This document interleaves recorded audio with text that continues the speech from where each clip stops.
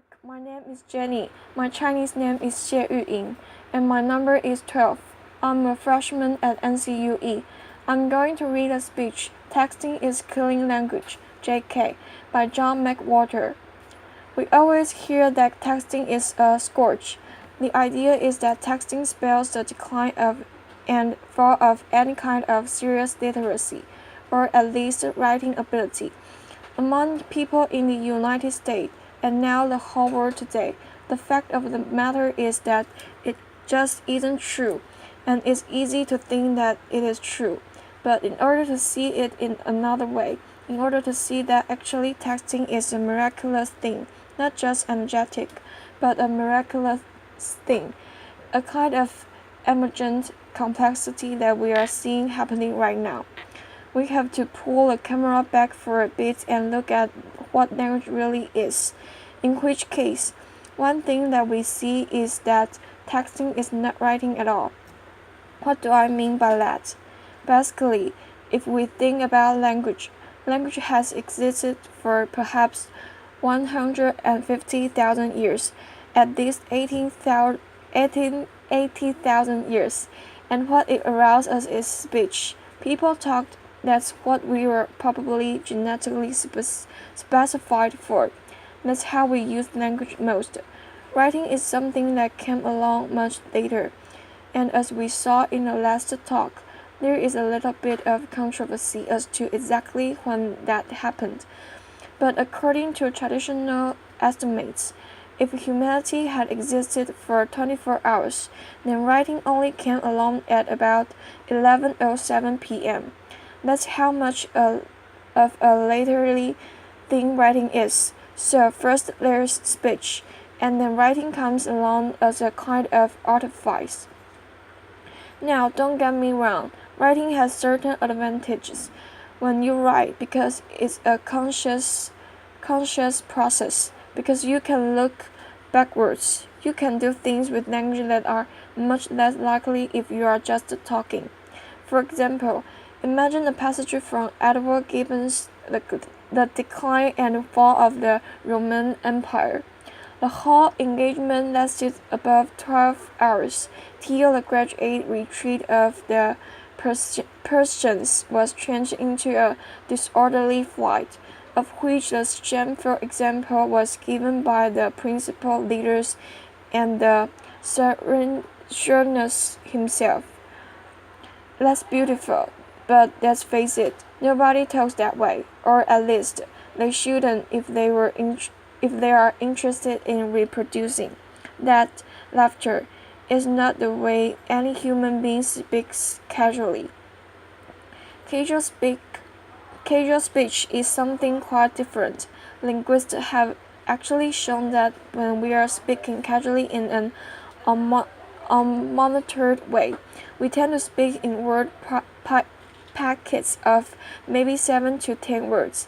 You'll notice that this if you ever have occasion to record yourself or a group of people talking. That's what speech is like. Speech is much looser, is much more telegraphic, is much less reflective, very different from writing. So we naturally tend to think, because we see language written so often, that's what language is, but actually what language is speech. There are two things. Now, of course, as history has gone by, it's been natural for there to be a certain amount of bleed between speech and writing. So, for example, in a distant era now, it was common when one gave a speech to basically talk like writing. So I mean the kind of speech that you see someone giving in an old movie where they clear their throat and they go, ladies and gentlemen, and then they speak in a certain way which has nothing to do with casual speech. It's formal.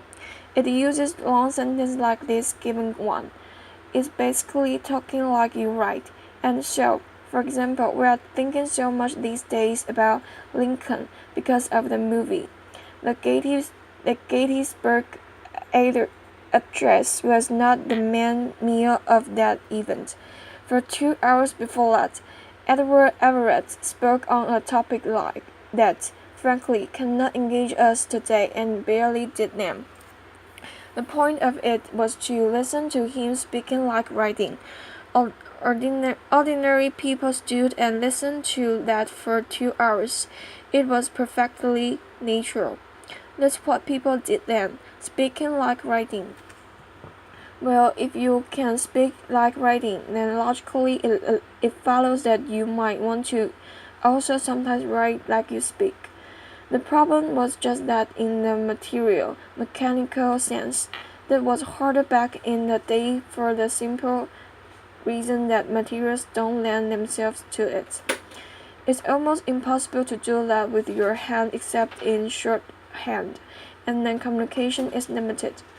On a manual typewriter, it was very difficult, and even when we had electric typewriters or then computer keyboards, the fact is that even if you can type easily enough to keep up with the pace of speech, more or less, you have to have somebody who can receive your message quickly. Once you have things in your pocket that can receive that message, then you have the conditions that allows that we can write like we speak. And that's where texting comes in. And so texting is very loose in its structure. No one thinks about capital letters or punctuation when one texts. But then again, do you think about those things when you talk? No. And so therefore, why would you when you are texting? What texting is, despite the fact that it involves the brute mechanics of something that we call writing, is fingered speech. That's what texting is. Now we can write the way we talk, and it's a very interesting thing, but nevertheless easy to think that still it represents some sort of decline. We see this general vagueness of the structure, a lack of concern with rules and the way that we are used to learning on the blackboard. And so we think that something has gone wrong. It's a very natural sense. But the fact of the matter is that what is going on is a kind of emergent complexity. And what we are seeing in this fingered speech. And in order to understand it, what we want to see is the way, in this new kind of language, there is new structure coming up. And so, for example, there is in texting a convention, which is LOL. Now, LOL, we generally think of as meaning laughed out loud.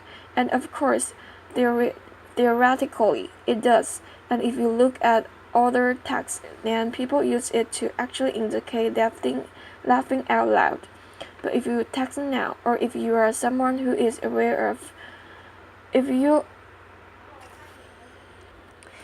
in order to understand it, what we want to see is the way. In this new kind of language, there is new structure coming up.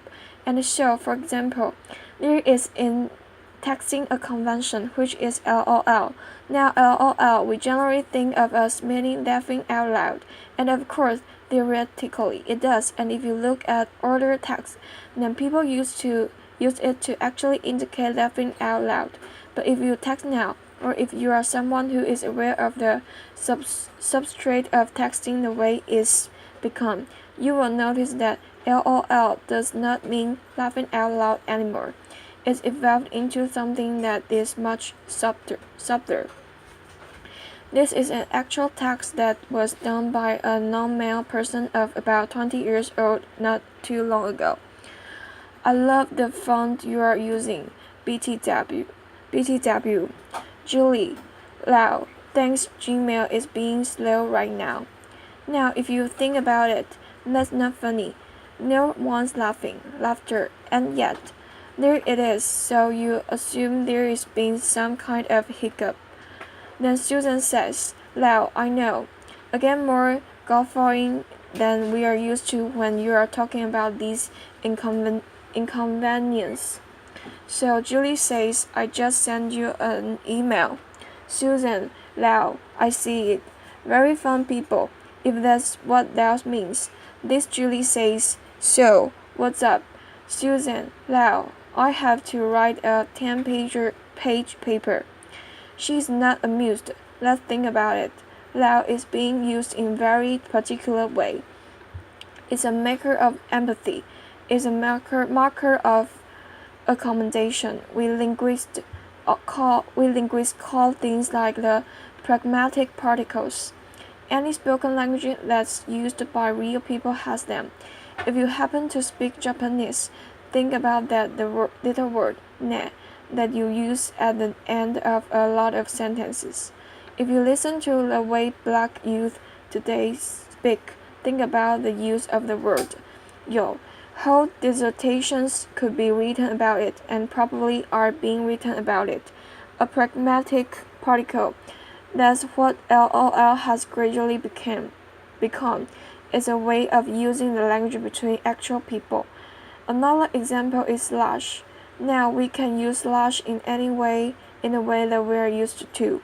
Along the lines of we are going to have a party/networking session. That's kind of like what we are at. Slash is used in a very different way in texting among young people today. It's used to change the scene. So, for example, this silly person says, so I need to find people to chill with, and Jack says, haha, you could write a dissertation about haha too, but we don't have the time for that. Haha, so you are going by yourself. Why? Sally, for this summer program at NYU.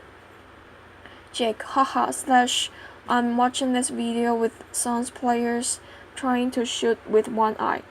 The slash is interesting. I don't really even know what Jackie is talking about after that. But you notice that he's changing the topic. Now that seems kind of mundane. But think about how in real life, if we are having a conversation and we want to change the topic, there are ways of doing it gracefully. You don't just dip right into it. You pat your thighs and look wistfully off into the distance. Or you will say something like, makes you think, when it really didn't, but what you are really. Laughter. What you are really trying to do is change the topic. You can do that while you are texting, and so ways are developing of doing it within this medium. All spoken language have what a linguist calls a new information marker or three. Texting has developed one from this slash. So we have a whole battery of new constructions that are developing. And yet it's easy to think, well, something is still wrong. There is a lack of structure of some sort. It's not as sophisticated as the language of the Wall Street Journal. Well, the fact of the matter is, look at this person in 1956, and this is when texting doesn't exist. I Love Lucy is still on the air. Many do not know the alphabet or multiplication table, cannot write grammatically. We've heard that sort of thing before, not just in 1956. 1970, Connecticut school teacher, 1970.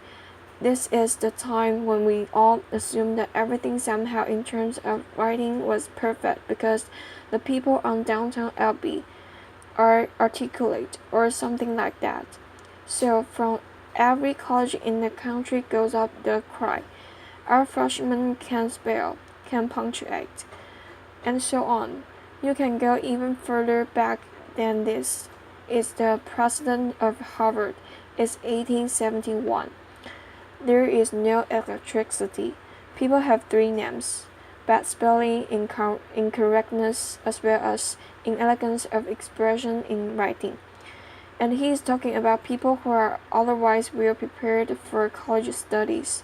You can go even further back. 1841. Some long-lost superintendent of school is upset because of what he has for a long time noted with regret the most entire neglect of the original, blah blah blah blah blah. Or you can go all the way back to 63 AD. Laughter. And there there is this poor man who doesn't like the way people are speaking Latin. As it happens, he was writing about what had become French, and so there are always laughter, applause. There are always people worrying about these things that the planet somehow seems to keep spinning. And so, the way I'm thinking of texting these days is that we are seeing it's a whole new way of writing that young people are developing, which they are using alongside their ordinary writing skills, and the means that they are able to do two things. Increasing evidence is that being bilingual is cognitively beneficial. That's also true of being bidialectal. That's certainly true of being bilingual in terms of your writing. And so texting actually is evidence of a balancing act that young people are using today.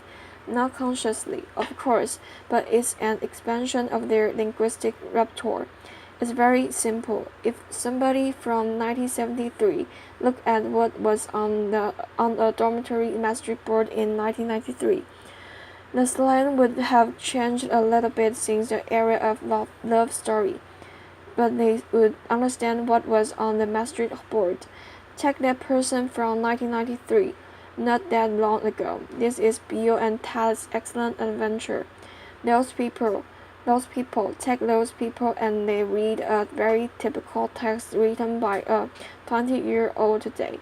Often they would have no idea what half of it meant because a whole new language has developed among our young people doing something as mundane as what it looks like to us when they are batting around on their little devices.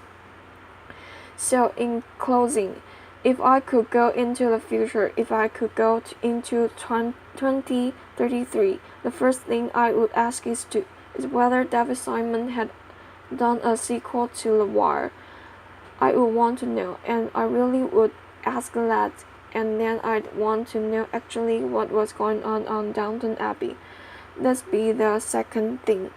And then the third thing would be, please show me a sheaf of texts written by 16-year-old girls, because I want to know where this language had developed since our times, and ideally I would then send them back to you and me now so we could examine this linguistic miracle happening right under our noses.